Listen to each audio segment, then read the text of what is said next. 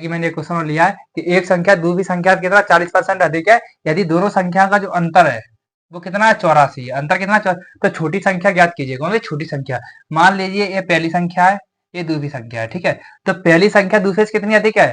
40%। मान लो दूसरी संख्या 100 है, तो जो पहली संख्या कितनी हो जाएगी? 140। यही तो सवाल कह रहा है कि एक संख्या जो है मतलब पहली जो एक संख्या दूसरी संख्या से कितना 40 अधिक है, तो एक संख्या जी है दूसरी संख्या जी है, तो अपन ने जिससे पहली मान ली फिर दूसरी मान ली, तो दूसरी से कितनी अधिक है? 40 अधिक है, मतलब जो दूसरी 100 हो जाएगी तो पहली कितनी हो जाएगी? 140 हो जाएगी, तभी तो दूसरी संख्या से 40 अधिक होगी। तो इसमें अपन क्या करेंगे, इससे काटेंगे 20 पंचे 100, 20 सत्ते 140, ठीक है। अब वो कह रहा है कि दोनों संख्याओं का जो अंतर है वो कितना है? 84 है। इन दोनों में अंतर कितने का है? 2 का। कितने का? 2 का। बल्कि दोनों संख्याओं में अंतर कितने का है? 84 का। इसमें कितना है? 2 का। तो 2 की जो वैल्यू बराबर होगी किसके बराबर होगी? 84 के बराबर होगी। तो एक बराबर कितना हो जाएगा? एक बराबर निकल के आएगा 42। कितना निकल के आएगा? 42। अब पूछा क्या छोटी संख्या क्या होगी? इसमें छोटी संख्या कौन सी है? 5 है। तो 42 में अपन 5 का क्या करेंगे? मल्टीप्लाई, ठीक है।